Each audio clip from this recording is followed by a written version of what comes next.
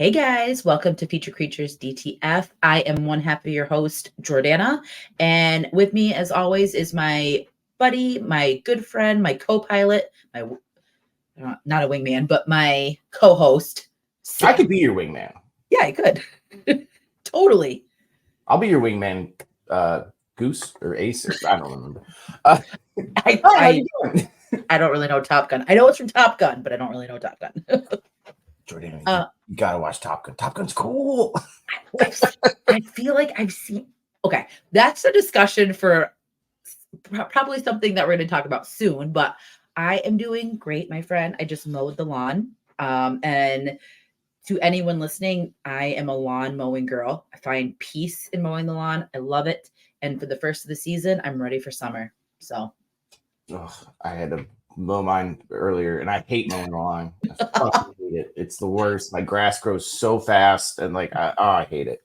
yes, and so I love how we have the split dynamic of lawn care, upkeep.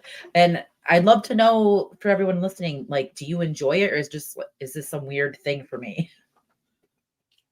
Yeah, well, I think it's a weird thing for you, but then again, Hank Hill loved to mow his lawn, so There are people that are extremely like it grows like an inch and they're on their lawnmower, weed whacking. Sir, I'm not as bad. It's just I want to sit on my back porch and I want to enjoy the nights now because they're getting longer, they're getting warmer, and I'm getting the zest back in my life, so to speak. Well, that is always a good thing. But yes, I'm the same way. I'm enjoying the nights. We're in the 60s, 70s now pretty regularly. So I like that. Yes. But we're not here to talk weather. No, we're not. We're here to talk. What we talk about tonight, Sam? Why don't you let everyone know what we're talking about? We're doing a news and notes rumors episode. What upcoming movies that we're excited about, rumors that we may have heard about, things, maybe upcoming movies we're not happy about. Yeah. I don't know. I've only bitched about some of those forever, but there actually are some that I'm excited for. Will they disappoint? Probably, but I'm ready to be disappointed. Let's remain hopeful. I hope there's one that just literally like blows you away, that like you have a desire, like me with Terrifier. Like I want you to have that one that's like any opportunity to bring it up, you talk about it. That's what I want for you. I wanted to, but I know. We also are going to maybe touch on some newer movies that we've seen. My anger with Shudder.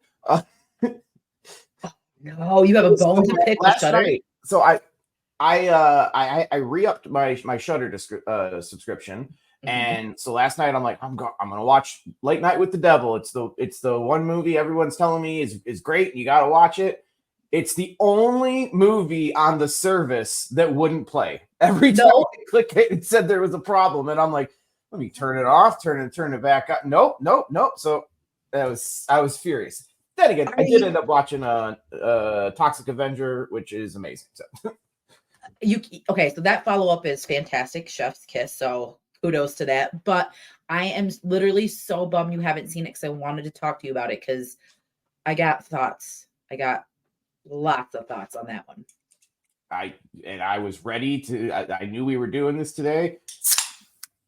Popping a seltzer for all the people listening. That was an intense pop. But listen, next time it doesn't work, you tell me. I will literally screenshot the little box thing and I'll let you log in on mine and watch it because you have to see it.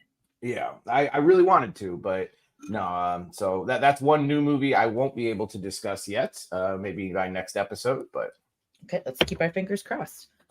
There's a lot of news and notes. I feel like you tap a little more into this side of the movie community, podcast community than I do. You're always the one being like, have you seen this? And I'm like, no, I haven't heard of this. Like, so what's piqued your interest? So I love the horror community because even if you are not interested, or even if you do not think you need to know something, you will know because people will post about it as soon as it drops. As soon as there's a little bit of anything, people are on it. And I love that. And I'm not one of those people though. Like I don't sit and wait for the news. You know what I mean? Like I just, when it comes in, I'm like, oh shit. And I'm glad that someone, passed it along. But I'm hearing a lot of rumors for Scream 7, which I have to ask because I feel like if I divulge this information, this might be giving a little too much of what is going to transpire or what Scream fans can expect from this news. So my first question to you is, do you want to hear it? I believe after we did our episode on the state of Scream 7, normally I would say I don't want to know, but Mhm. since I kind of don't give a shit about Scream 7, yes, I fire away. Okay, so the first bout of news that I received was that McDreamy will be back as Kincaid, as Sydney's husband, and there will be two children that are casted. So right now, we know that Sid's family unit will be primarily in this movie. Okay. So automatically, my mind goes to like which kid is dying. And I know it's horrible to say it, but like if you want to come in strong with this movie, it needs someone. All bets need to be off. It either needs to be Gail, Kincaid, Sydney, maybe as the first kill. Something needs like it can't be cookie cutter. Something needs to happen. That's my initial thought. I mean, I agree. I mean, they need to do something. I think Gail's got to go. Hmm. I know some people are like, you know, like I've actually heard the Kincaid thing before, and they're like, some people are excited about that. And I'm happy if you are. I personally don't give a shit about Kincaid. Yeah. He's inferior to me, to all of her previous boyfriends. Like, I mean, They wanted him to be like the strongest one because, like, obviously they're still together, they're married, they have children. But I felt like in three, which I'm a huge fan of, I felt like Kincaid was just not.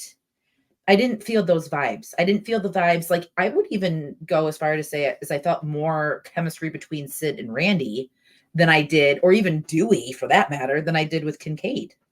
oh, 100%. I mean, they just have better on screen chemistry, even if it's not like necessarily a romantic one, although Randy's was obviously.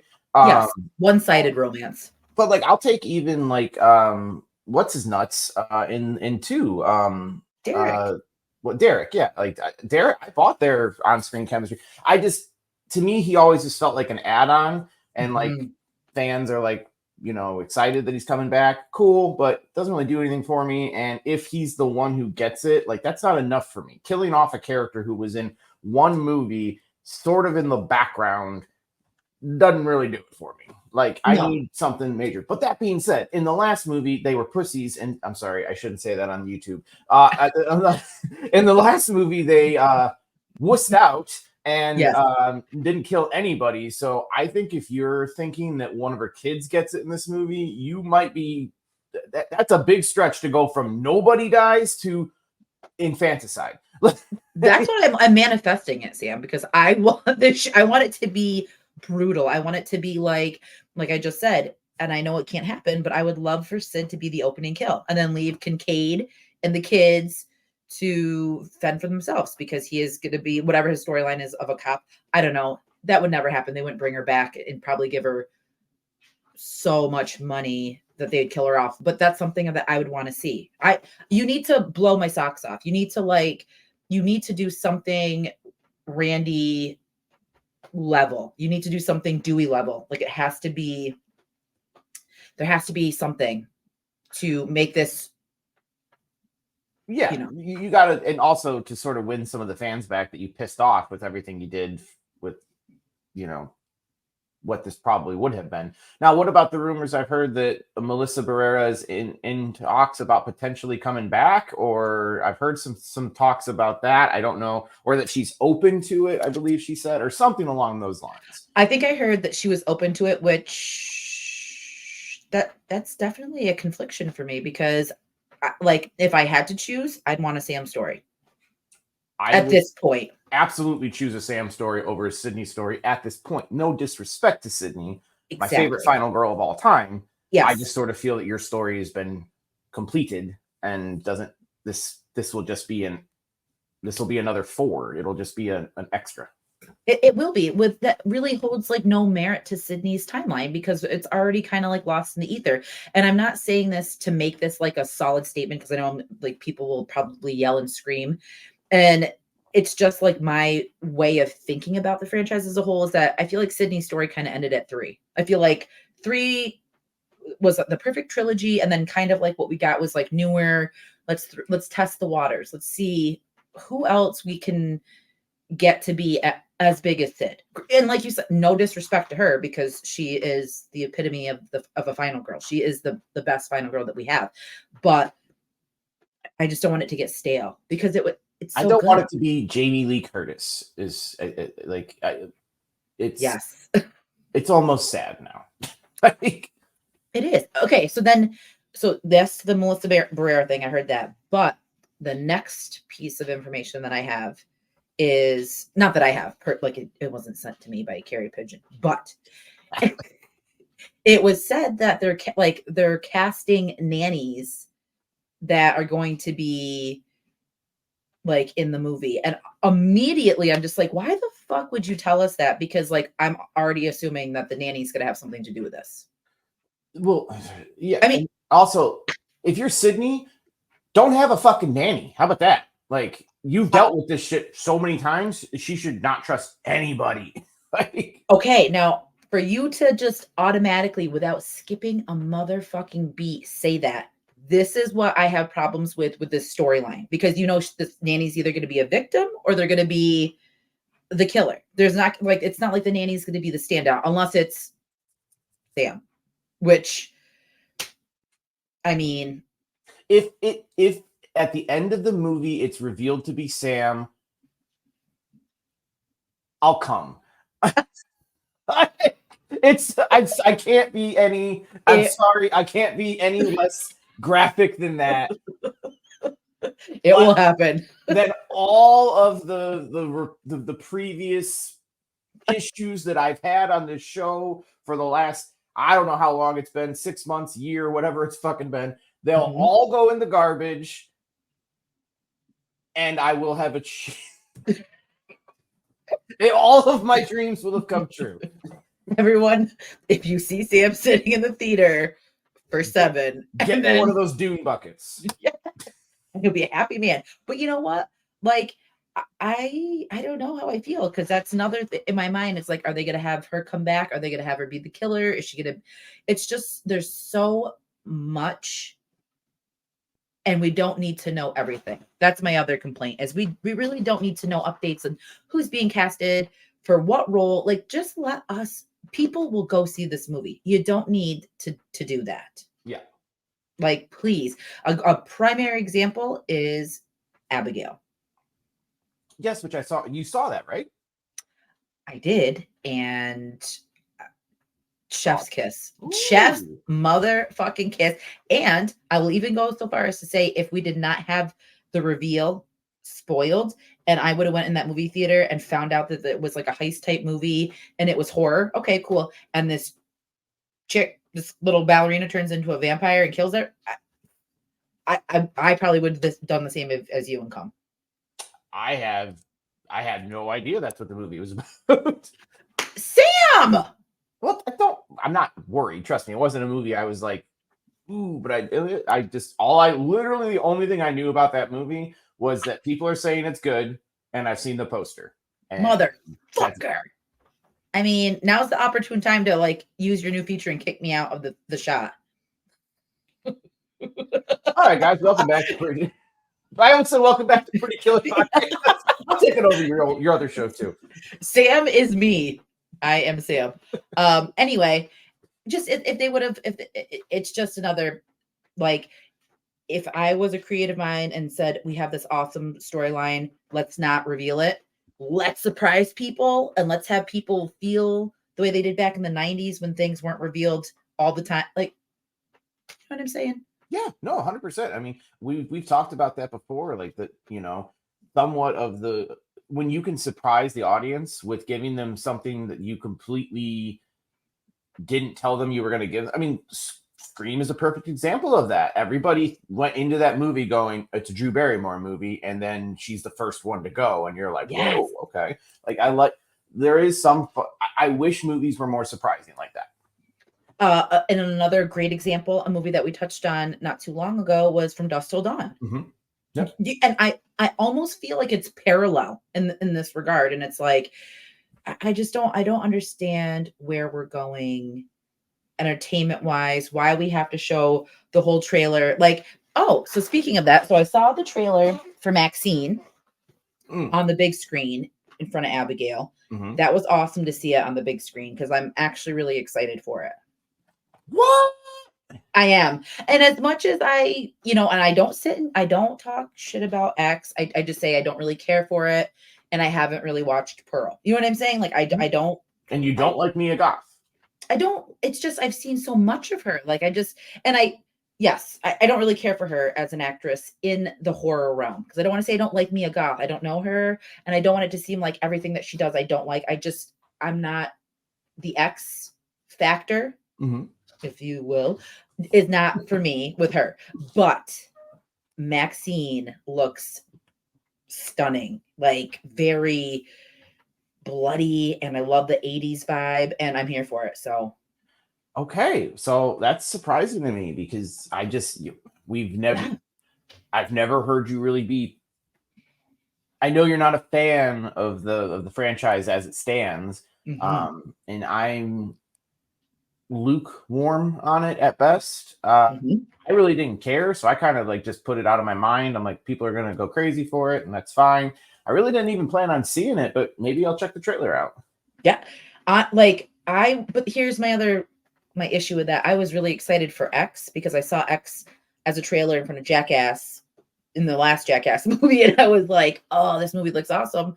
And it just fell flat for me. So I'm going to revisit X and Pearl. I'm going to finish Pearl in prep for Maxine. So hopefully either I'll get like at least one out of the three that I enjoy, or maybe I'll get a better understanding for it. But it was nice to see that on the big screen.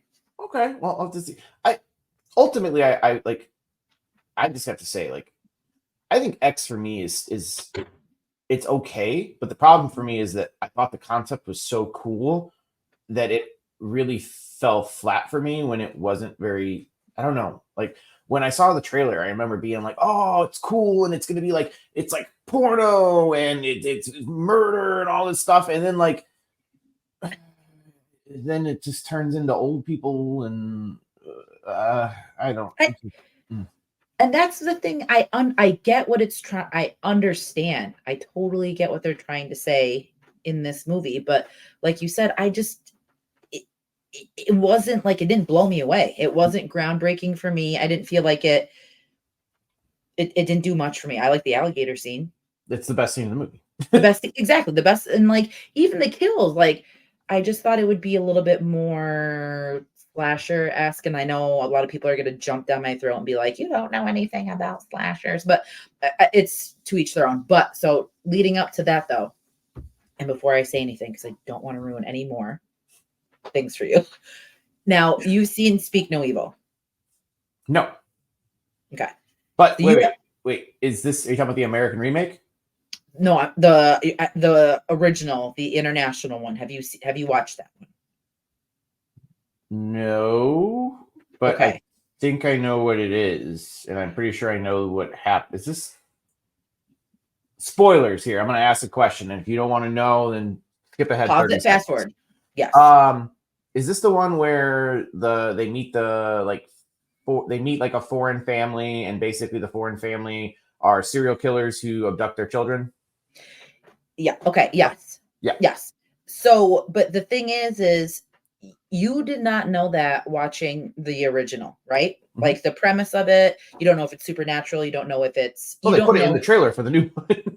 They literally, everything that happens in that goddamn movie, and even the reveal of things, because there's multiple things in this movie, they literally showed it, and I'm just sitting there like, Blumhouse needs to be stopped, because they are going to literally, like, I'm not saying we're just getting the horror community like thrive, because it's been thriving for a while, let's say that, but like I feel like 2022 really catapulted horror into mainstream. Like I don't want to say it's acceptable. Horror is always acceptable, but I feel like it's up there. And for them to just kind of fuck all this up and remake a movie that was made in 2022, I have problems with this. Like, you can't produce a fucking normal original thought movie.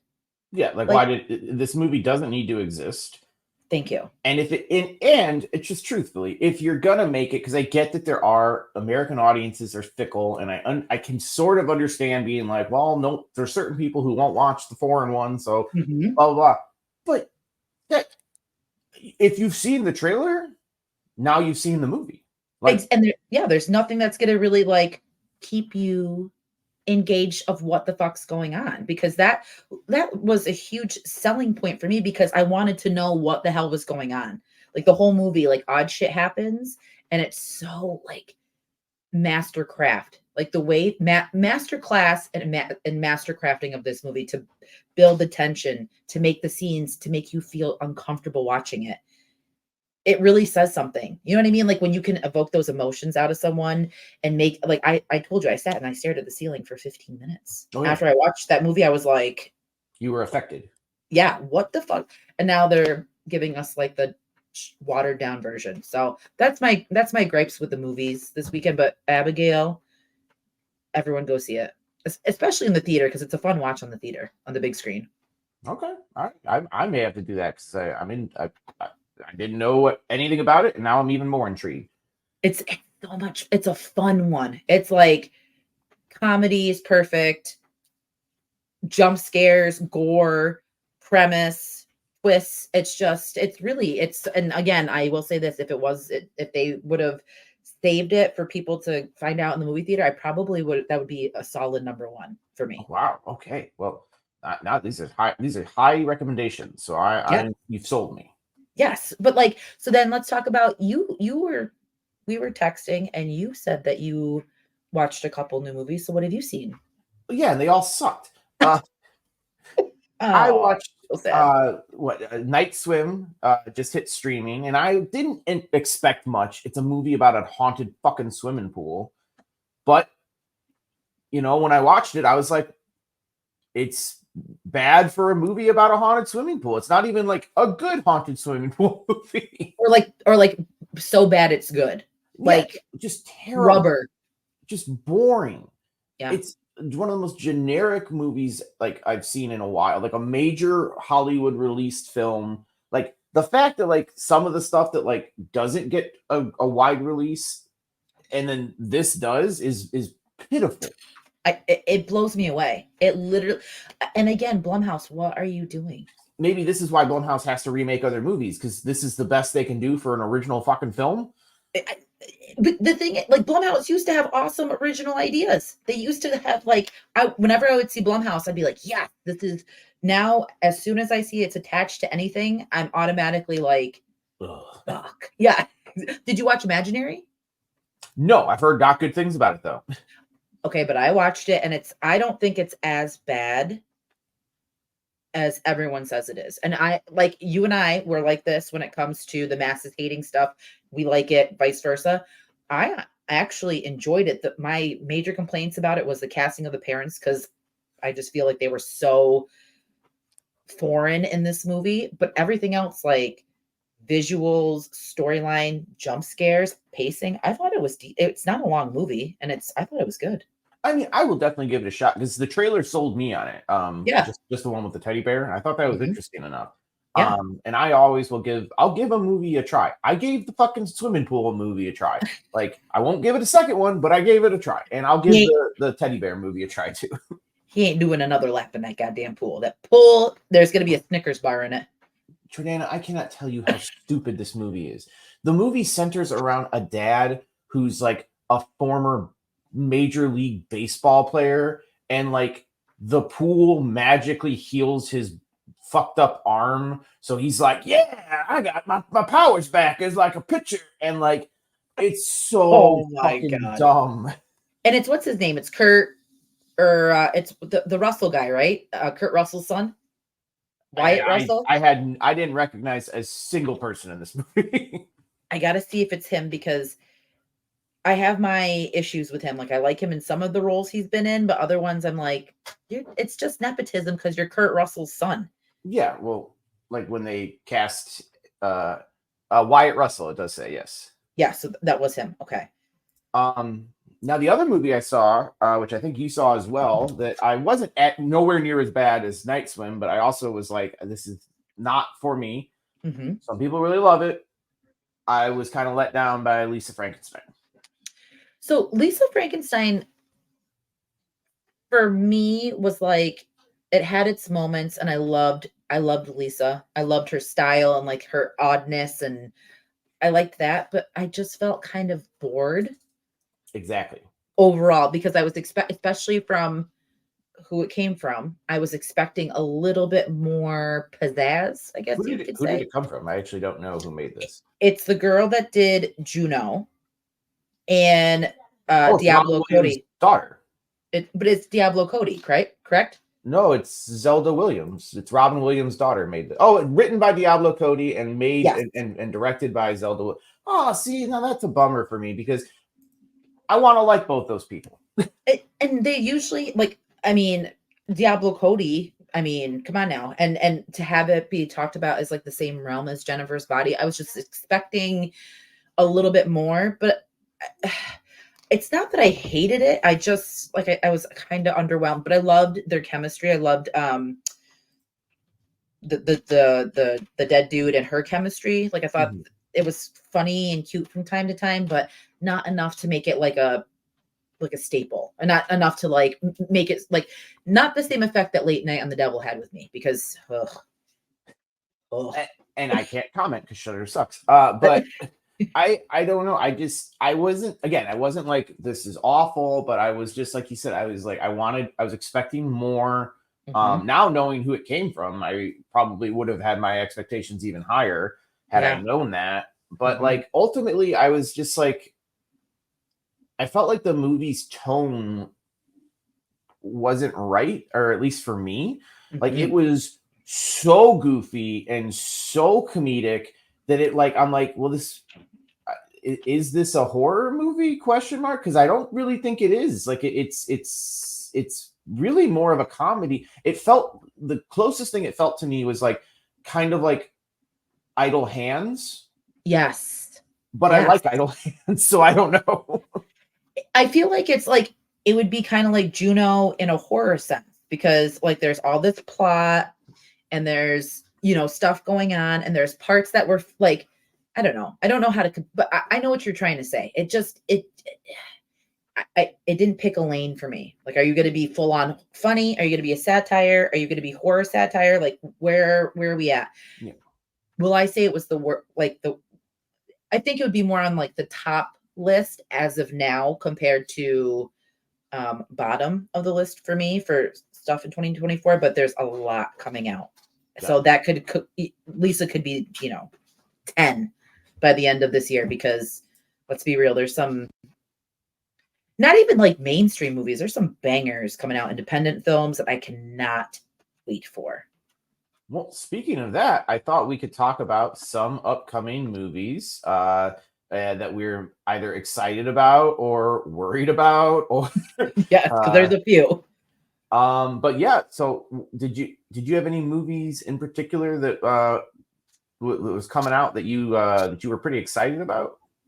Absolutely, and I have my phone on me because there are a few, and they're more of the independent nature. So the first one up, and I have to rope it into Terrifier somehow, Sam. So we're not getting away with an episode without Terrifier talks. But so in Terrifier, remember Jenna Kendall, the girl that played is it Tara in Terrifier 2 or in 1? The main girl? Yes. I have no idea what her name is, but Tara was the character. Yeah. Yes. Okay. So, but Jenna Kendall plays her. Okay. She is directing and writing this movie called. Let me get it. Faceless After Dark, and the trailer. She's like running from someone, and she's like about to. And it's a clown mask, but it's like a big like not art style. It's like a big goofy, kind of like the Halloween 5 mask that he wears in the car when the girl gets in from getting the cigarettes, and it's like that big guy's face, but it's like more clown like. But anyway, trying to give a super descriptive way of his mask, but they call cut, and apparently this movie is from her point of view. I don't want to give too much away, but I don't know if I'm giving anything. So, Well, so far there's a guy in a mask. it's pretty much like the script is flipped, and it's like her in the house, but I don't know if she's the or the antagonist. I don't know. It looks like a very are you looking it up right now? Yes. Okay. Let me see. I just screenshotted the name, but it looks so good. And the fact that she wrote it, I think she's directing it and she's starring in it. I love that for her because I loved her as Tara, and I'm really sad that she died in Terrifier because I was expecting her to be. I think she kind of got outshone a little bit by what's her face in 2. Yeah, Sienna. Oh, 1,000%. But like, I feel like he was trying to go that way with her, but like wanted to give us he doesn't fuck around type notion, which I can appreciate that for Damien because at least he has the balls to do it. Yeah, he also probably didn't know that he was getting a sequel either. So exactly, but I'm just trying to be positive. That. But what do you think about the premise? I mean, I'm down for it, and I always liked her. Like I even though I'm definitely not a champion for the first Terrifier, Yes. I think that she is the best part of it for me. She sells it. I liked her as a character, so I'm down to support her. I'd absolutely be down to check it out, and maybe we can have a little bit of a secondary, not a secondary, but another horror icon that comes out of the Terrifier franchise. I would love that. And then also, it looks like the girl that was in her friend, the Scarecrow, that gets sliced in half by the iconic kill. She's in this one too. Took me a minute. I was like, the Scarecrow? What? And I was like, oh yeah, Halloween. Okay. Yeah, you know who I'm talking about. But so I'm not, and it's independent. Like I will say this again. I feel like all these independent movies that are coming out look so goddamn good, and I wanna give it love and I want to shout it out because I hope they pull in the fast lane and take a victory, take a win. Fair enough. And you always are the ones who float those independents down to me, and then you sort through the garbage and tell me which ones are good. I send them downstream. I'm like, all right, Sam, you can take this one. Now, I got a movie that I'm excited about based on the premise. And it is it's going to be a mainstream movie of some description. I can't imagine this being I feel like this is like got Peacock written all over it. But have you heard of the movie Night Bitch? No. Night Bitch? Yeah. So Night Bitch is a movie starring Amy Adams, if you know who she is from like Enchanted and whatnot. Yes. And the premise of it, at least from the very little that I've done, apparently it's a book, so I don't want to know too much, is there's a woman who somehow, it's not a werewolf, she turns into a dog at night and eats people. But she's trying to balance that like with being like a stay-at-home mom. And I don't know, the premise of it just sounds so fucking weird, and I like Amy Adams, so plus I'm just gotta be honest, fucking killer title. Amazing title. And you know what that sounds very reminiscent of that I love because I was thinking about this show, Santa Clarita Diet. The one with Drew Barrymore, right? Yes, where she balances being a zombie and she's a mom. Like I love that, and that sounds so promising. When does that come out? Let's see here. I have it listed. It's scheduled December 6th, so we got a while to go, but I am excited for that one. Fuck yes. I'm adding that to my list. Awesome. Yes. Now, is there anything else out there that's catching your eye or pissing you off? I'm looking at the list and I'm really, really excited for Long Legs with Nicolas Cage. Yes, it was on Yeah. my list too. It was the next one on my list. Well, I mean, it's a perfect lead in, and I won't say too much about it, but and that there was a trailer for it on the big screen, and oh, I got goosebumps. I was so excited. I'm like, oh, I hope this movie fucking rocks. Yes, Long Legs looks awesome. Yeah, I am keeping myself as in the dark as possible, but for Mhm. people who are out there, it does look like it's a thriller horror movie about serial killers, and it stars Nicolas Cage. I'm already fucking sold. Like you and what's her name? M- Minka Monroe. I'm butchering that. I gotta go to it. Where are you? What is your name? Are you talking about the other lady in it? Yes. Mhm. Micah Monroe, and she was in The Watcher.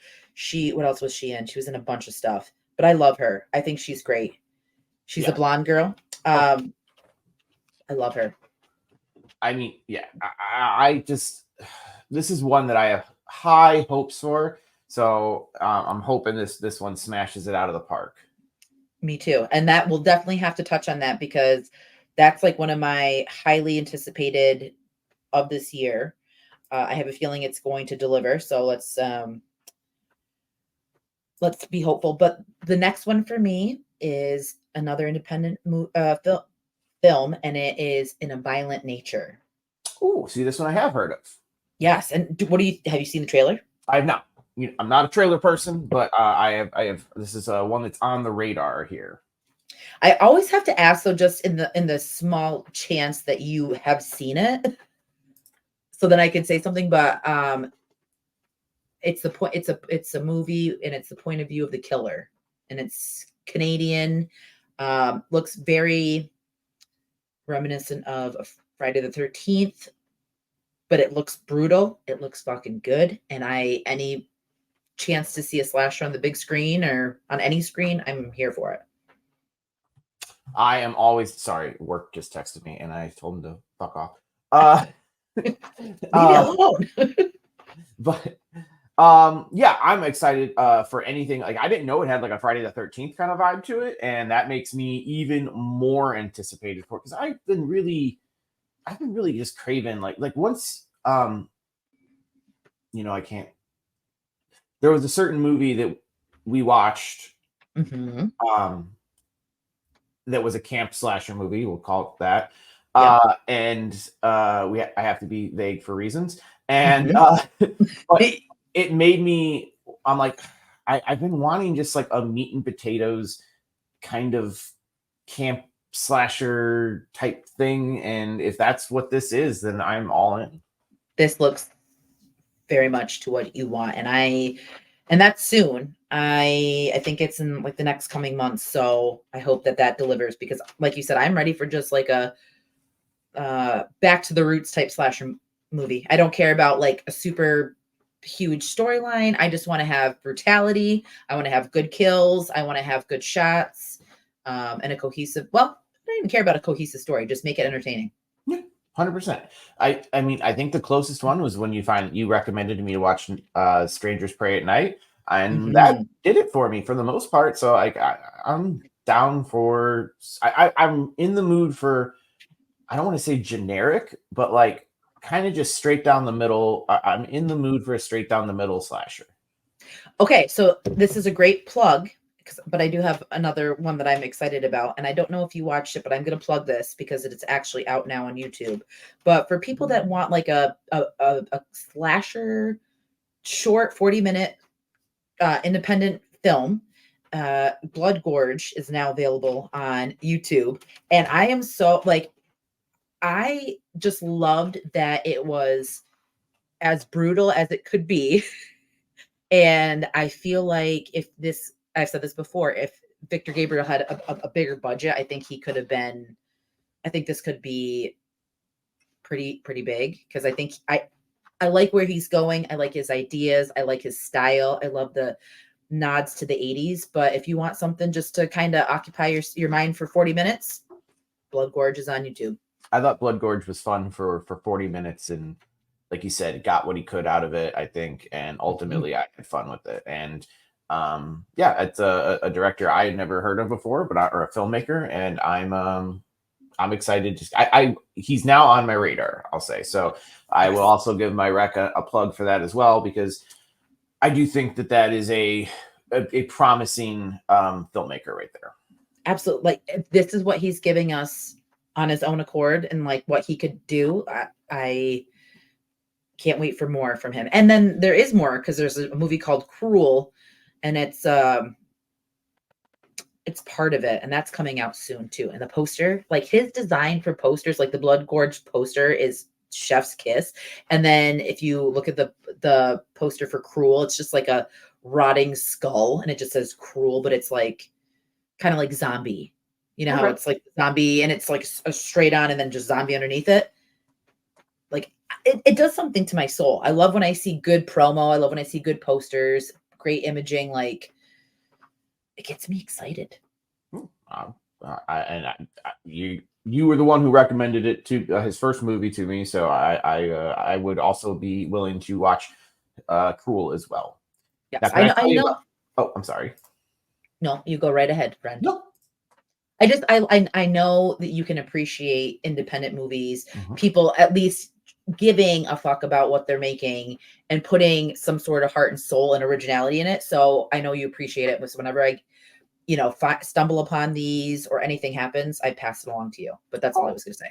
Absolutely. Now I'm touching on, just because when it comes to news, and I just sort of I take movies as they come. I honestly, I don't do a lot of like, ooh, what's on the horizon and digging into it. So I'm going to hit more of the mainstream side. But I grew up on, like I said, Toxic Avenger. I grew up on Lloyd Kaufman. I have a bumper sticker that says "I Heart Tromaville High School." Like, I love independent, weird movies. So like, I'm down. Love it. But I would be remiss, because this movie, again, since I don't pay attention, I had no idea this movie was coming out. I did see the trailer for it, and I was like, I'm in. I'm fucking in. What is it? It's my boy. I love him. M. Night's new movie, Trap, looks awesome.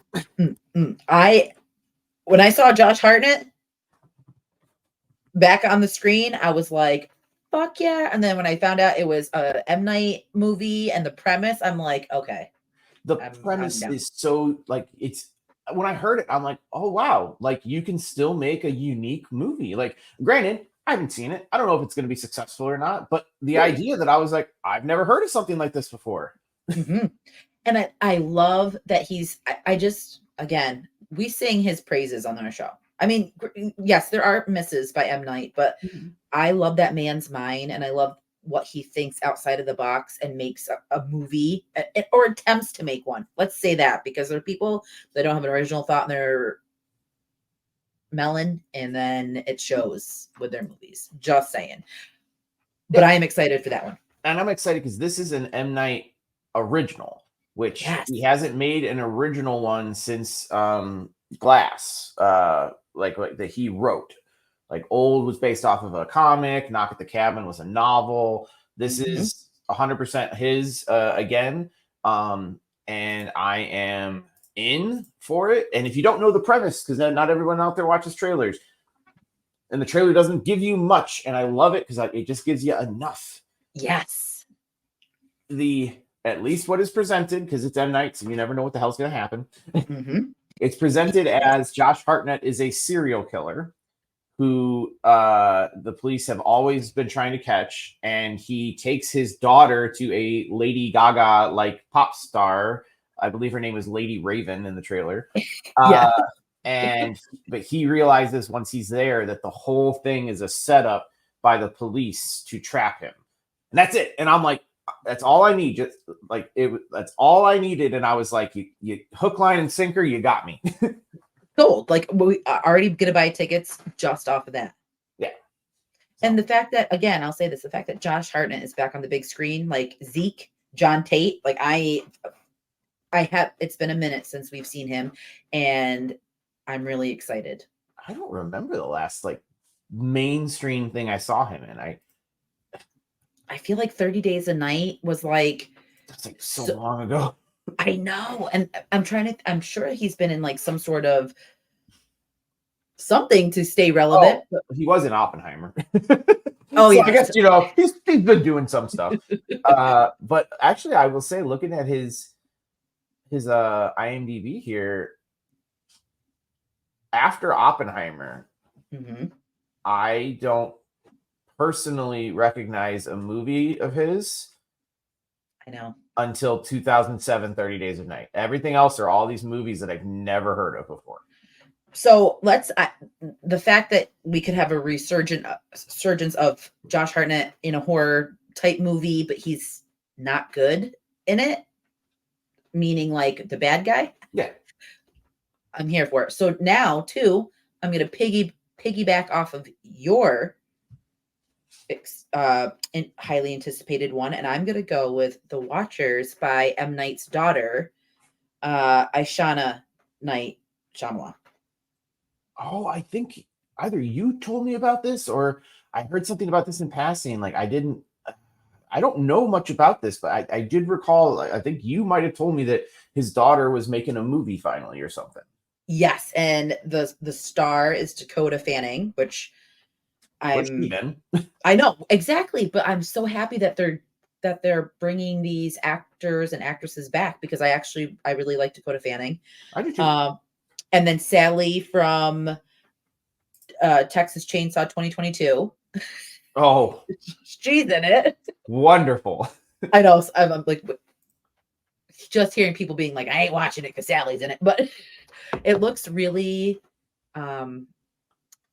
it's one of those movies where you don't know if it's going to be aliens, monsters, people. I don't know. It looks really, really good. So I'm hoping that. Ooh, I just read the premise and I'm like, Yeah. okay, I'm in. Yes. Seems So like hopefully, it seems like simple, but obviously could be more. But like basic premise I read is elevator pitch, people inside of a cabin, and there's something outside trying to get in. And I'm like, that's it. That's all I need. I'm in. and the trailer really doesn't give too much away. I will say that it actually like heightens your curiosity, and it literally made me because I read the premise too, and I'm like, oh, well, I'm excited, and it's his daughter, and we love M. Night here, so I will support his family. And when I saw the trailer, I was like, okay, like I'm fucking in. I am excited for this. I did not. I had heard an inkling of this, but I had not. And this must be coming out soon. It looks like it's listed pretty soon coming out here. It is June 7th. Oh, okay. Well, I am in. I'm really excited because I feel like the ones that we're choosing is getting us pretty hyped up. So absolutely, I'm here. I'm here for it. All right. I'm trying to see if there's anything else those are the ones that honestly like that I'm most excited about. How do you feel about Alien? Oh, I don't care. You don't, yeah, you're not ready. You're not, nope. So for me, Aliens is a top 5 favorite movie for me. I love Alien. Alien 3 is an abomination. Alien 4, but it's a fun abomination. It ruins everything they set up in 2. Yep. And then 4 was just fine. But everything after that, I will be honest, they have just bastardized that franchise. Like I hated Prometheus. I Covenant can lick my taint. Like that makes my soul hurt. I love those two. You do? Oh, I hate them. I did. You go. No, I get the hate though because I understand the Aliens is so good. Alien is come on now. Like Alien is from a time where movies were made for movies. It wasn't like a genre. They came from the 70s and they wanted to make like fucking good movies. So yeah, and like the thing that and I'm tired of getting my hopes up because I keep being like, ooh, that'll bring it back. and then it's something goes like for me. The simplicity of Alien and Aliens is what makes those movies the standouts. Oh yeah. Alien is essentially it's just a monster movie. It's a slasher movie in space with an alien. Yeah, And then exactly. Aliens is it's an action movie. Bad aliens, good aliens, or bad aliens, good guys. Shoot them up. It's you save the kid. Boom. Yep. Why I cannot stand what they have done with the franchise is that like all of a sudden when it became like questions about what is a god and creation of life and The and and engineers. and David can fuck right off that character. I got to be honest with you, Michael Fassbender, I think is one of those guys that I was like, I thought I liked you, and then I realized how many fucking awful movies you're in, and I think that you're just like the fact that you were like a pretty okay Magneto and like you were good in Inglourious Bastards. Everything else you did sucks. And like Well, maybe I don't like you. I hated that character because that character somehow became the forefront of the franchise. And I'm like, I don't give a fuck. Why the movie was called Alien? It couldn't be as generic as possible. And then you had to inject like, well, we're gonna fucking make it more than just about monsters. It's got to be about fucking, philosophical thoughts. And I'm like, oh, fuck yourself. Well, But it's elevated. Fede Alvarez is making this one, and that gives me some hope that maybe he gets it and is like, I just want to make a fun alien movie. But if he goddamn puts any sort of fucking philosophical bullshit in it, I'm gonna lose my mind. So, yeah, like I didn't really think that you could get elevated horror from an alien movie. I didn't, but I really enjoyed Prometheus. I enjoyed Covenant, but I felt like Covenant was fun, and I felt like it kind of like had the alien vibes of like them on the ship being chased by I liked that part of it. But I see what you're saying about why do you have to complicate things and make it so deep? Why can't you just let it be what it is? But like you said, with Fede Alvarez directing it, I am fucking pumped because I hope he does to this what he did to Evil Dead. And that's my only hope. That's the only thing I have that brings me any hope for it, any excitement at all, is because Fede, I don't know how to pronounce his name. He's awesome. Yes. I love what he did for Evil Dead. Don't Breathe is is not like the best, but I thought it was a solid, right down the middle kind of movie. And like, I've yet to see him get too big for his britches. So I'm hoping that he grounds this into just like, instead of trying to make a movie that's like, that makes you question reality and life and what is who you are. Can you just entertain me for 90 fucking minutes? How about that? That's it. And I want it to feel like Alien, where it's cat and mouse. I want to see blood. I want to see good chase scenes, tension building. I want that. I don't need a lot of character development because I want people to die in this one. Like I want it to be, yes, I'm with you. So I'm hopeful, and I'm hoping we get a fun summer ride because I want it. I don't want any more elevated horror. I want fun. Yes, 1,000,000%. And if you're gonna do elevated horror, I really don't need it in an already established franchise. Thank you. Thank you for saying that because it's true. It's in a franchise that it's not elevated. It's in a franchise that is a creature feature, and it does not need that at all. 100%. I either just and because of the dichotomy of the first two movies, I am fine if you give me a fun, bloody horror movie. I'm also fine if you give me a fun action shoot 'em up alien movie.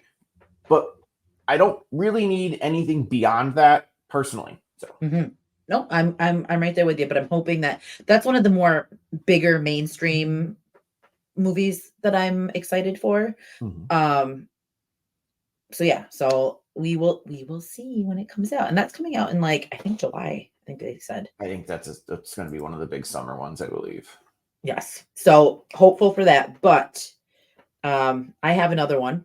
Oh, let's go.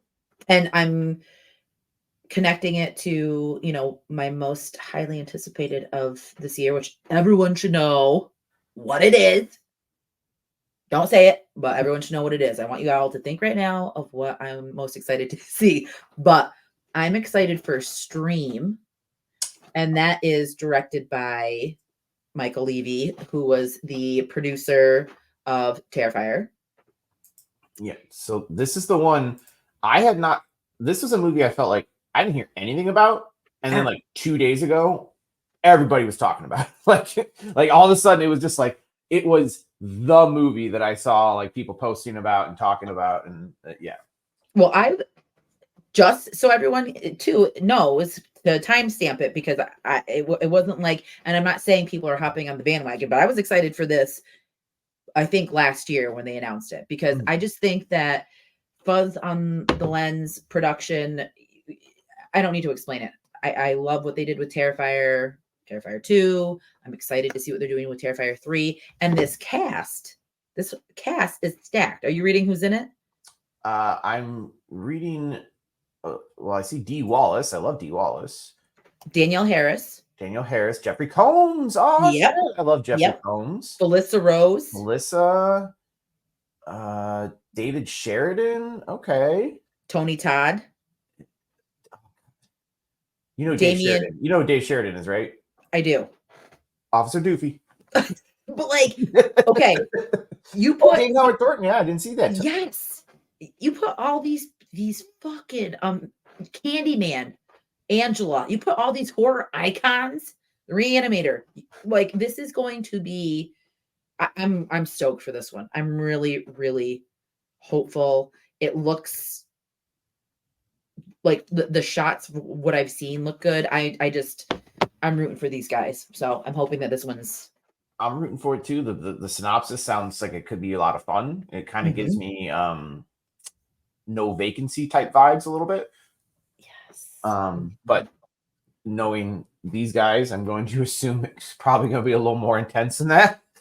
I hope it's like No Vacancy, but like no blood left in your body.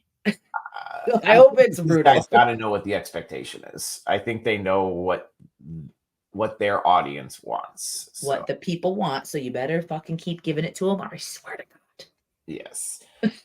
So I'm down for this. I did not know it had that many stars in it though. Like that's pretty crazy. Isn't that nuts? When is this coming? It's August. All right. So not too far on that one. I'm stoked. But you get what I'm saying? I feel like the independent films are just giving. They're serving like big dick energy, and I'm here for it. Absolutely. So that's the thing that I will say that like so last night when I watched Toxic Avenger, I watched it as like a rebroadcast of one of Joe Bob's watch-alongs, and he does like interviews with people like in between the like little breaks they do, and he brought Lloyd Kaufman of Troma on, who, for listeners, and if you don't know, Lloyd is the head honcho at Troma, and he has been for I don't know, 1,000 years. But like they were talking and like saying that like one of the things that like Lloyd sees as the biggest problem with the industry right now is that there is no one really took up the reins like Troma did as being far more so than like, I mean, there's always been talented directors and writers and creators and actors. But there needs to be a smaller company willing to distribute these movies. Absolutely. There's no distributor for these type of movies. And like, I would really like to see a company like a Troma emerge where they will be the distributor for these smaller movies, because I think that there is a market for it. And I would really like to see something like that emerge. I don't know what it was. I feel like the problem is that we get them and they're like, but they end up like, I don't want to say selling out, but like we start off with like A24 or Blumhouse, who are smaller, and then they are distributing these kind of smaller movies, but then they sort of just get swallowed up by the larger companies, and then you can't tell their fucking movies apart anymore. Exactly. And it all bleeds into one, and you feel like it's the same thing that you're seeing. There's no like authenticity to it. Mm-hmm. And Exactly. I completely agree with everything you just said. And I'm hoping it's in the works because it's like it needs to happen. It truly does. 100%. Like I want to see. And not that Blumhouse and them like only make. That's not like, oh, they only make bad movies, but all of their movies start to feel the same after a certain point. And Yeah. like, I really just want a distributor out there who's willing to take chances on these smaller movies and let them be their own thing and not be like, well, we're gonna make your movie, but we're gonna make it our way. No, let them make it their way, and all you do is put it Distribute it. out there. That's all you need Exactly. to do. Because I feel like it's a money thing. I feel like it's just such greed because, like, look at Blumhouse, we got Creep from Blumhouse. Mhm. Like, they had faith in this found footage style movie that literally is like one of the best in the horror genre. You know what I mean? Like, yes, you can say in found footage, but I feel like in general, like Creep is just such a good movie. And then you throw a Creep 2 into the mix. Why are we not getting Creep 3? Like, why is that not happening? And you It's not. felt I like think it was. I thought it was too, but I've heard little to nothing on it. So I still see like Creep 3, but it doesn't have anything underneath it. So Nothing like updated on it.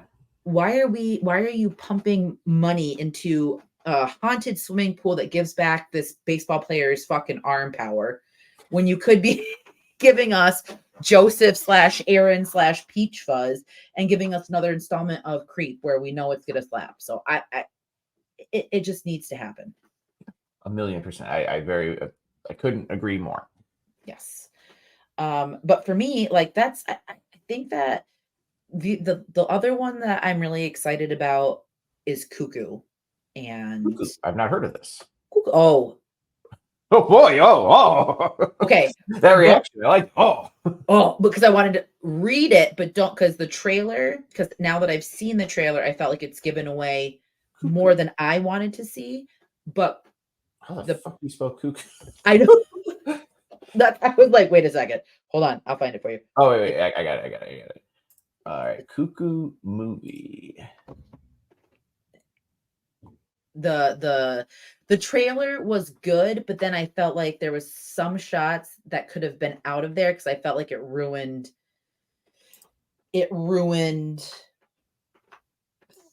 things that were going to transpire in the movie that would have been good to see on its own. There's no description for this movie, so I have no idea what it's about. I'm just looking at a poster of a girl with a bandage on her head. Oh my! There really isn't a description. There's literally no description under this. I have production notes, but there's not a single description about it. Okay, ready? Yeah. 17-year-old Gretchen reluctantly leaves America to live with her father at a resort in the German Alps. Plagued by strange noises and bloody visions, she soon discovers a shocking secret that concerns her own family. Okay. Okay. Now, I will say this, watching parts of the trailer helps amplify the it gives me Twin Peaks vibes. Ooh, see now you're talking my language. Oh, Total. Is that Ripley? Is that Ripley? yeah. He's sitting on a side he doesn't normally sit on, and I accidentally kind of almost stepped on him. Oh, love that boy. But it gives the Twin Peaks vibes, and then it gives I don't know how else to describe it without giving it away, and I'm not going to do it for people that are listening and people who haven't seen the trailer, but I'm really excited about this one. So. Okay. I got one final one that's not really a horror movie, but I'd be remiss not to talk about it. Okay, I think I know what it is. Oh, I don't think you do. I think there's no way you know what this is. Okay, well, We've never talked about how much I enjoy the first one. Oh, okay. I am fully certain it will be the dumbest movie that I see this year. Okay. But I am on board for Twisters. Oh, Twisters. Yes. I fucking love Twister. I love Twister. It's so fucking stupid, but I love it. I love so Bill good. Paxton. Bill Paxton's one of my favorite actors, so I love, or R.I.P. was one of my favorite actors. And I love how fucking dumb that movie is, but it's so funny and so entertaining. It's like it's the Fast and the Furious of weather movies. I don't And I can't wait for this movie. It looks so stupid and fun, and I'm like, and just like with Alien, how do you top the first one? We get multiple twisters, baby. Yeah. You add an F to the end. Yeah. Twisters. Not just one, motherfucker. Could be 2, it could be 10. So I'm excited for it. I know it's going to be dumb as fuck, and I hope it is. And on the complete flip side of everything we just talked about with independent productions and whatnot, there is still the part of me that enjoys, like, I want to go see just a big fucking crazy special effects nightmare. Like, I want it to be so bad that it's good. I don't want it to be like they're trying so hard and it makes it dumb. Do you know what I mean? Because then it just ruins it. well, yeah, like the first movie, I mean, like, come on, man. Like, they survive a twister by tying a belt to a fucking pole and then just flying through the thing. Like the one faucet in the one barn, and they're literally holding on by a leather goddamn tether. Like, yeah. It's so ridiculous, but I'm like, Roz and I just watched it not too long ago because we were talking about Twister, and I love it. I got to experience the Twister experience at Universal when it was a. Did you do it too? Oh, of course. It was awesome. When the cow flies by, I was like, "Ooh, ooh, ooh, ooh." I was so excited. That was actually, that was a really, I mean, like I said, it's not a ride as it is an experience. I don't really know what to call it, but it was so fucking cool. That's what I love about Universal is like they really truly put you in the movies, and it just so happens to be most of the movies that I absolutely love. So Universal, you have my heart and I love you, but bring back Twister, bring back Jaws, bring back King Kong. Do they still Back to the Future? That one kind of, again, not a ride, but like experience? I think it was called like Earthquake or whatever, where like you're like, do you remember this ride? It's like, I love it. you like it wasn't even a ride, like you walked through in a thing, and like like the earthquake and like the roads, like, do you remember this shit? Well, they put you on like the tram, yeah, and you go like in the subway, and then you pull up, and then it's like the water comes down, and then the like tractor flushes trailer. down. It feels like you're in like a disaster movie. It was really cool. Yes, I love Earthquake. Do you remember they had Back to the Future? Which I think they replaced with Spider-Man, which has now been replaced by the Simpsons ride, I believe. Yeah, and then Spider-Man. So you know what? You remember T? Remember me talking My Ghoulish Adventure, Spooky Around T? Because we used to talk about Halloween Horror Nights and Universal all the time, but she made such a valid point that if they just did like a retired park that had Jaws, King Kong, Earthquake, all of the things we just said, the Ghostbusters coming back, Terminator, all of the rides that have been replaced. I wish they would just make a land of all the old stuff. It would be awesome. It would be really, really cool. I really just truly want Jaws back because I'm such a selfish bitch. But honestly, yes. But wouldn't it be cool if they did like the Jaws experience, and then you got like the first one, so you got like parts of the first one, and then we go to like Jaws 2, and then we go like, oh, you're in SeaWorld, but you're really at Universal, and then you get like, oh, you're in the Bahamas. And here comes the roaring shark. Yes, and you hear like a lion roar. I would be down for, I mean, but like we're so Jaws fanatics, we would also be like, could you just want to have like a Jaws theme park? Because I mean, we'll throw in like what we can for money. I'll sell my house. Yeah. Because there'd be like a wave pool with a big mechanical shark in it. Can I share some exciting news with you that Absolutely. I forgot to tell you? So when we go to Universal this year, it's just going to be the three of us. Like we're not doing like a huge family trip. But my very good friend Angel, and she does photography at Universal, we're going to do like professional pictures, and we're going to get pictures in front of Bruce hanging up right by where he used to be. That's awesome. I'm so excited. Be like a Christmas card. It's going to be it's just going to be plastered everywhere. It's going to be my profile picture. It's going to be my Christmas card, hey, how you doing? I'm just every day I'm going to send you one and be like, here, Sam, look at this. And I will gladly give it a thumbs up every time I get one. I had to share. I'm so excited. Yeah, no, that's awesome. I'm jealous, but also very happy. Yes. So those are our anticipated of the year. Yeah, I think that that's kind of what we were excited for the news and notes. Is there anything else you want to talk about? I think we've kind of gone over what we and what we are excited about, what we're worried about. Like, I think that we covered like excitement. I think we covered like worried about because we are very just. I always think about Scream and just like the fate of it. So I'm hoping that that kind of I don't even know what to think anymore. Honestly, with Scream, I don't like. I had I could just hear that, like the exhaustion in your voice of like worrying about this franchise. well, I just watched 4 the other day because I went on Ian Van Ghoul's show to talk about the Scream franchise. Oh boy. And I know, and watching 4, I just like tried to get into it and I was like, and then I started 5. And I did have like an interest to finish it. I still might, because I just haven't had the time. But like, I don't know. It makes me feel a certain way because Scream is so important to us. Yeah. No, 100%. I get it. You know? I just I think I'm at the point where I sort of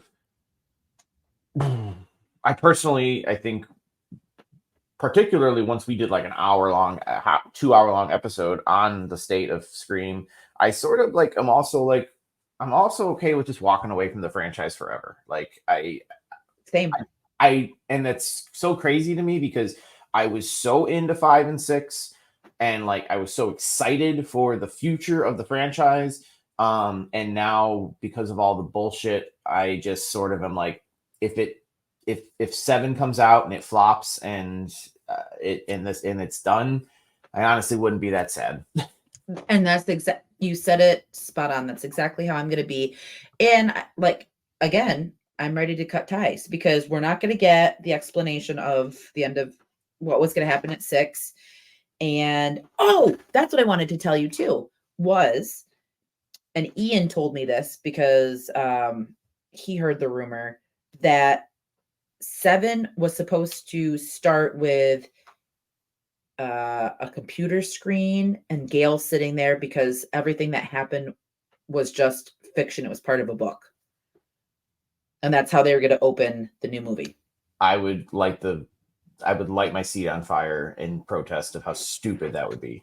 I mean, I would probably, if I paid for a ticket, I would be pissed because I'd be like, I want to see what they're going to fucking do with this mess. You know what I mean? But I would be pissed too because I just think, okay, like for what? So why did you waste our time? Why, if it's a book, why didn't you really kill these fucking people? What was the purpose of them living? Like I would have so many questions that would just totally ruin anything that was going to happen in 7. Yeah, it would be.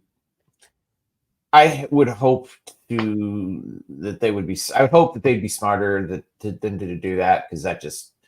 I honestly, because if that is how it started, I would turn it off. I would be like, nope, I'm good. Then if you're gonna tell me that the last 2 movies didn't fucking matter whatsoever, then you don't deserve my time because you wasted, you wasted it. You wasted my time with the other 2 movies. Then Isn't it like one of the most like it feels like a breakup? Like I would know exactly what to say. Like you're problematic, you've lied, you've caused problems, and it's over. 100%. I mean, I that's why I'm like I'm not excited for 7. I don't have the excitement that I did for 5 and 6 and the franchise. I just don't have that excitement anymore. And I'm at a point of like where I'm just like I'm at a point with the franchise that it's sort of like no longer fun to be a Scream fan because of all the bullshit that they did. Exactly. And yes. And I just don't care anymore. I'm 1,000% with you. And I'm just curious because I think it would be hilarious if we watch what happens with 7 and we're like, holy shit, like, and we're reeled back in and I don't want to say like we loved it, but it actually like did something to our soul. I would totally eat my words and be like, yep, this is what I thought. And here we are now. Cause I don't give a fuck. I'll say it. Like I said this and I totally changed my mind. Like last night I watched Nightmare on Elm Street because I'm not like the biggest Freddy Krueger fan, but I watched the original last night and I was like, holy shit, like this is so good. And I know people are gonna be like, well, duh, Jordana, but like I just never like focused on Freddy, but that the first one is just he's so creepy and like the one line where what's his name? Johnny Depp gets killed and they're pulling up to the house and the guy's like, "You don't need a stretcher, you need a mop bucket." And I was like, "Oh shit." I was just loving everything about when the blood was dripping through the ceiling and the dad walked in like The first one, I mean, obviously it's a classic for a reason, but it is one of those movies that I don't rewatch terribly often because again, I'm not the biggest Freddy. Like I like Freddy and I own the box set and like Yep. I've seen all of them, but I'm Yep. not the biggest Freddy fan. But like it is Yes. one of those movies that when you go back, you're like, there's a reason this is a classic. Like that first one is just Yes, and like solidified him as a slasher because like he's not I think and we've discussed this, like the thing that I don't want to say turned me off about Freddy was the comedy. Like it's he does have great one-liners and that's what he's known for and that's great. But like I want more like serious. seriousness. Yes, because just everything throughout when he popped okay, I'm having like a moment, but I have to share all this. When he pops his head through like the little hole and it's Tina's face, then he pulls like her face off his face.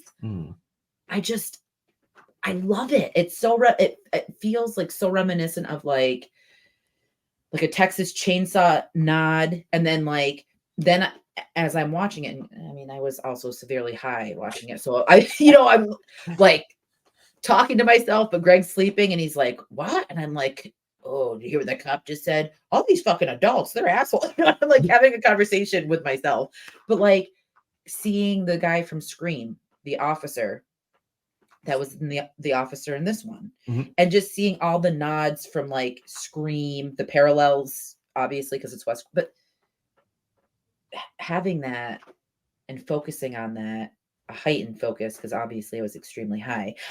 It's kind of cool to like to do that and watch it. So I agree. And I think that first one, because the first one is so good, A, it's the first one, and B, it is the one that takes it the most serious. Like he's still obviously kind of goofy but I think the problem with Freddy is that the character Freddy Krueger, I mean, if you're younger and you're listening to this, you may not realize how much of a fucking pop culture icon. I mean, he was on the character Freddy Krueger was like on David Letterman. He was like on SNL. He was like a recurring character in like the Mad comic book. He was everywhere. And I think that the problem is that people loved Freddy so much that it's like, well, how are we going to put him on?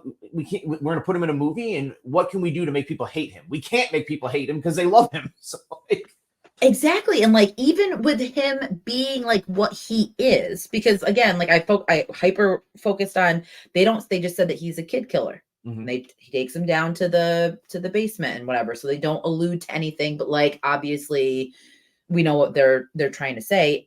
It's just still like I don't know. He's just such an icon, and it just kind of like sparked my wanting to watch the franchise. But then when you say, it's this one where he's more, I don't want like the comedy. So I'm afraid as I go along, I'm just going to kind of like lose a desire to watch, even though I know 3 is so good. Dream Warriors is, I mean, for me, the franchise is 1 and 3, and then everything else kind of is just, they're fine. Yes, and that's it. And I want to be able to review it now in my frame of mind because like I never really heavily touched on that franchise. So I'm going to dive deep into Nightmare on Elm Street. I'm going to dive deep into Child's Play because I don't even think I've seen The Cult of Chucky. Like all the newer sequels, I don't think I've ever seen. So I definitely want to dive into those. I know. They're okay. Like honestly, the TV show, in my opinion, is better. And it's made by Don Mancini, which all of the others were, minus the fucking weird remake. I honestly feel like the TV show is better than any of like the newer movies, which I don't understand how that's possible, but it is. Well, it is. I mean, like, but I know that there's like certain people that love like Bride because of Tiffany and all that, but it doesn't appeal to me. Like, I don't really care about Chucky having, and I love Jennifer Tilly. That's the other thing too, is I want to say that I just don't really, I don't want to say I don't like horror and comedy because that's not true, because there are some horror comedies that I truly love, but if I had to decide, I don't like mixing business with pleasure. I don't like. I get you 100%. And I think the issue and not everyone feels this way, obviously, Mhm, but I mhm. think that it's the same issue that I kind of have with Freddy is that when I get introduced to the character and the one that is clearly the best one is the one where it's taken seriously. Yep. And then, like, as the franchise goes on, it takes itself less seriously and the characters start to become, I mean, Chucky, by the time it gets to Bride, is completely just a comedy. It's not a horror element. I mean, besides dead bodies, there's no actual scares in those movies And anymore. that's what I mean. Like, I don't even want to watch it because I want to be scared. Like, I want it to be like Child's Play 3 because that was scary for me. Child's yes, Child's Play 1, 2, and 3 are good, but after that is when it. I mean, I I know. don't even know how to. And like that's why it's weird because like I accept it, but in a TV show format, I kind of get the goofiness and like Mhm. whatnot. But when I'm like watching a hour and a half long major film production, I don't I don't really like Bride. And I really didn't like Seed. Yep. That's when I was missing with Seed. And then there's Cult. Yeah. So it's I just want to watch them just so I can say that finally watched it and I can form an opinion, because I just say like I don't want to watch it. And I know that sounds uh, it comes across as bratty, but like as I get older, I don't have free time all the time to just sit and watch a movie just to say that I watched it. Like if I'm going to sit and dedicate an hour and 40 to an hour and 50 minutes of my time, I'm going to watch something that I know is going to be good. Like when Late Night with the Devil came out, I watched it all weekend because I finally had it. And I was like, I ain't watching anything else because I know this is good. I'm probably gonna watch it tonight, actually. So Oh my God. If you do, I don't care what time it is, you need to text me and tell me I'm watching it. okay, I will do so. I need to know because you can't leave me hanging.